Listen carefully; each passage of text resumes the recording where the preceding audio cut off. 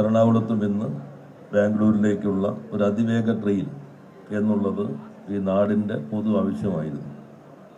ആർക്കാണ് ഇത്ര തിടുക്കം എന്നൊരു വർത്തമാനമൊക്കെ ഇറങ്ങിയിട്ടുണ്ടെങ്കിലും ഇപ്പം എല്ലാവരും നല്ല തിടുക്കത്തിലുള്ള ട്രെയിനുകളാണ്, വേഗതയുള്ള ട്രെയിനുകളാണ് ആഗ്രഹിക്കുന്നത്. ഞങ്ങളൊക്കെ പാർലമെന്റിലുള്ള സന്ദർഭത്തിൽ ചോദിക്കുന്ന ഒരു പ്രധാന ആവശ്യമായിരുന്നു Rajeev Chandrasekhar working together in a committee.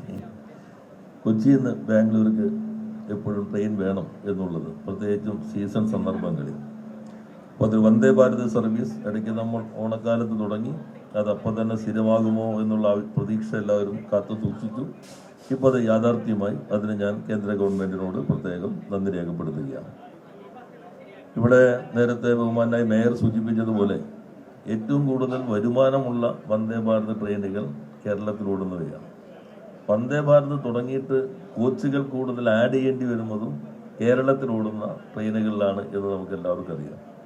200% occupancy rate വന്നു എന്നാണ് ഒരിക്കൽ നമ്മുടെ കാസർഗോഡ് തിരുവനന്തപുരം വന്ദേ ഭാരതിനെ കുറിച്ച് റിപ്പോർട്ടുകൾ കണ്ടത്. എന്തായാലും ഇനിയും നമുക്ക് കൂടുതൽ സർവീസുകൾ വേണം. ഇവിടെ എല്ലാവരും ആവശ്യങ്ങൾ ഉന്നയിക്കുന്നു. അത് പൊതുവെ നമ്മുടെ നാടിൻ്റെ പൊതുവായ ആവശ്യങ്ങളാണ് ഉന്നയിക്കപ്പെട്ടിട്ടുള്ളത്.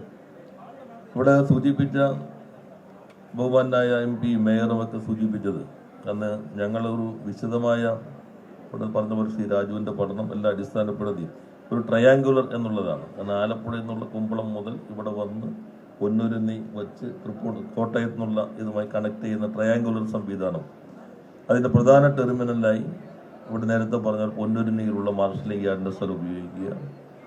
അതേപോലെ മഹാത്മാഗാന്ധി വന്നിറങ്ങിയ പഴയ റെയിൽവേ സ്റ്റേഷൻ നമ്മൾ കുറേ ഒന്നിച്ച് നടന്നതാണ് പലരും, അതിനെ ഈ സബർബൻ ട്രാൻസ്പോർട്ടിംഗ് സംവിധാനത്തിൻ്റെ ഹബ്ബാക്കി മാറ്റുക. വല്ലാർപാടം കണ്ടെയ്നർ ടെർമിനലിൻ്റെ സർവീസ് കളമശ്ശേരിയും തുടങ്ങുന്നത് കൊണ്ട് അവിടെ റെയിൽവേക്ക് സ്ഥലമുണ്ട്, അത് ഫ്രൈറ്റ് ഇതിൻ്റെ സംവിധാനത്തിൻ്റെ ടെർമിനലായിട്ട് ഉപയോഗിക്കുക എന്ന വിപുലമായൊരു സർവീസ് വിപുലമായൊരു നിർദ്ദേശങ്ങൾ അന്ന് മുന്നോട്ട് വയ്ക്കുകയുണ്ടായി. എന്തായാലും അത്തരം കാര്യങ്ങളും ഗവൺമെന്റ് പരിഗണിക്കും എന്ന് തന്നെയാണ് കരുതുന്നത്. നെടുമ്പാശ്ശേരി റെയിൽവേ സ്റ്റേഷൻ ഞാൻ 2012 കല്ലിടാൻ പോയത് ആളാണ്. 2012 അന്നത്തെ റെയിൽവേ സഹമന്ത്രി അഹമ്മദ് സാഹിബ് അന്ന് കല്ലിട്ടതാണ്. MP എന്നതിൽ ഞാനും ഉണ്ടായിരുന്നു. പക്ഷെ കല്ലവിടെ കിടന്നു പോയതല്ലാതെ റെയിൽവേ സ്റ്റേഷനിലേക്ക് എത്തിയില്ല എന്നുള്ളതും ഇപ്പം അതൊരു യാഥാർത്ഥ്യമാകാൻ പോകുന്നു എന്ന പ്രഖ്യാപനം വന്നു. അത് യാഥാർത്ഥ്യമാകട്ടെ എന്ന് ആശംസിക്കുന്നു. അതുപോലെ തന്നെ 2012 ബജറ്റിലെ പ്രഖ്യാപനം 11-12 എൻ്റെ ഓർമ്മ, ഈ സൗത്ത് റെയിൽവേ സ്റ്റേഷൻ ഇന്റർനാഷണൽ നിലവാരത്തിലേക്ക് എത്തിക്കുന്നത് 11-12 പ്രഖ്യാപനമാണ്. ഇപ്പം നമ്മൾ 25 നിൽക്കുന്നത്. ഇപ്പോഴും പണികൾ നടന്നുകൊണ്ടേ ഇരിക്കുന്നുള്ളൂ. അതിവേഗത്തിൽ ഈ റെയിൽവേ സ്റ്റേഷനും നല്ല രീതിയിൽ ആധുനികമായ ഇന്റർനാഷണൽ നിലവാരത്തിലേക്ക് മാറട്ടെ എന്ന് ആശംസിക്കുന്നു. കൂടുതൽ ട്രെയിനുകൾ ഓടിക്കാൻ പറ്റുന്ന ഓട്ടോമാറ്റിക് സിഗ്നലിംഗ് സംവിധാനം ഇപ്പോൾ ഒരു ഭാഗത്ത് ആരംഭിച്ചു കഴിഞ്ഞിട്ടുണ്ട്. കേരളത്തിൻ്റെ അതിവേഗ ട്രെയിനിനെ സംബന്ധിച്ചും നേരത്തെ ഇവിടെ അർബൻ കോൺക്ലേവ് നടന്നപ്പോൾ കേന്ദ്ര നഗര വികസന മന്ത്രി തന്നെ പറഞ്ഞിരുന്നു, റാപ്പിഡ് ട്രാൻസ്പോർട്ട് സിസ്റ്റം നമുക്ക് ഇവിടെ അംഗീകരിക്കാം എന്നുള്ള അഭിപ്രായങ്ങൾ ഉൾപ്പെടെ പറഞ്ഞിട്ടുണ്ട്.